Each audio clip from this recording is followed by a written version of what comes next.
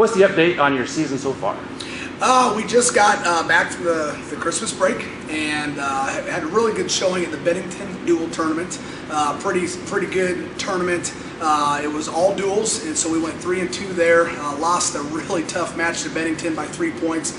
They're rated 5th in the state, and we took them toe-to-toe. Had a really great opportunity to knock them off. Also lost a really tight one to Class A, Bellevue East.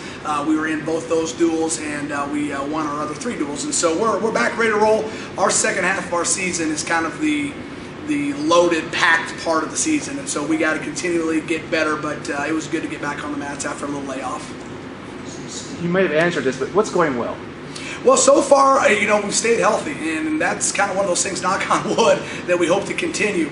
I thought coming in that we'd have a really good chance of having a lot of team success this year, and to do that, you got to have your bullets in the lineup. And so far, so good. We want to continue to get our weight stabilized, but if we can stay healthy, I think good things are to come. And what needs improvement?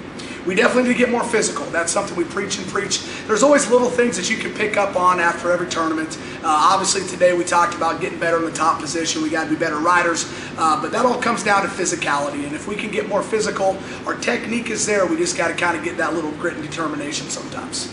Do you think you're on track for your goals? I do, yep. Obviously we don't want to be peaking yet. The time we want to be peaking is in February when we get to the district, state tournament, hopefully the state dual tournament.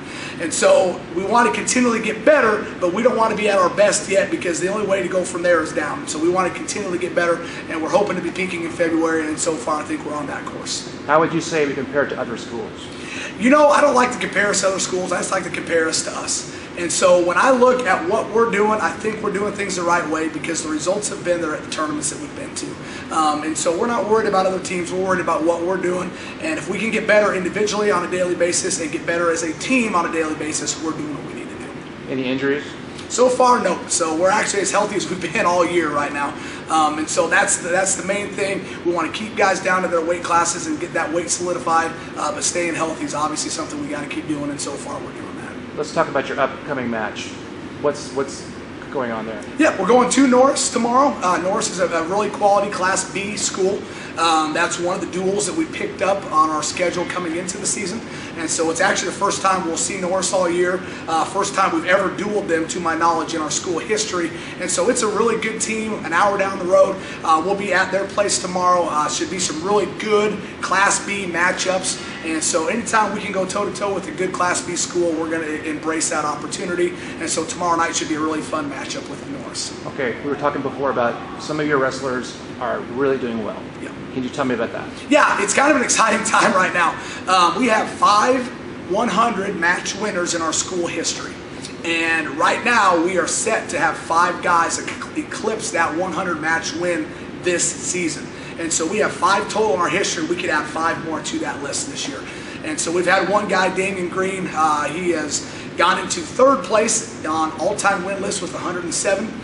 With the win tomorrow night, he will take over the 2nd place in our school history by himself, and he will be 7 matches away from eclipsing the school record on wins. And so that's exciting, but we got 4 other guys. Anthony Moyer, Jacob Johnson, Patrick Ondrock, and Paul Mock are all within striking distance of that 100 win eclipsed mark, and I think we're going to get all those guys there. So that begs the question, why? Well, I think that just shows we're doing things right. It's one of those things where if we see wins, that means that the things we're doing are the right things. We do wrestle a few more matches now than they used to in the past, and so you got to take that into consideration. But all 4 of our seniors are set to be 100 match winners, and that speaks volumes to the consistency of their wrestling, but also the consistency of our program. And I think we're getting to the point where a 100 match win is expected, not something that's celebrated. And so that's an awesome thing for us to put 5 guys in that elite group. We've had our school's had wrestling since the 60s, and only 5 people have done that in that amount of time. And so we're set to put 5 more people into a pretty elite group, and that shows we're doing some things right. When did you start coaching this program? This is my 4th year here, 3rd year as the head coach. So most of these guys you coached since freshman, right? Correct. I've coached all of them since they were freshmen. Does that have anything to do with it? No, I don't think so. I'd like to pat myself on the back and say that, but it's just these kids. We can do whatever we want to as coaches, put things in place, But if these guys don't do what we ask them to do, then none of it matters. And so to their credit, they've bought into everything that we've ever sold as a coaching staff. And they themselves have been self-motivated. They're the ones doing the wrestling. They're the ones going to the spring tournaments. They're the ones working in the summers in the weight room and on open mats.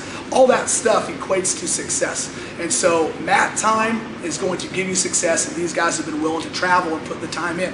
Like Damien, I mean, that guy's been all over the place. He's gone to Maine. He's gone to Fargo. I mean, he's traveled all over the United States to get better. And when that happens and you have a work ethic behind it, you're going to see results. Great. Anything else I haven't asked you want to add to this? You know, it's something that we really want to continue to push, is getting people to come watch our tournaments. When you've got some exciting records about ready to be set, that's something for our fans to come watch. And so we'd love to have a good showing at Norris tomorrow. Show Norris what kind of fans that Fairbury fans are. And if we could pack the bleachers, that'd be exciting. Our home invite's coming up here in about 3 weeks, and so we want to bring a lot of people in. We've got a duel at home against Central City that's going to be on the BFAC stage. That's something that's really exciting. And so as we go forward here, there are going to be opportunities for our home crowd to see our team. Coach, thanks, Ian. Absolutely, you bet.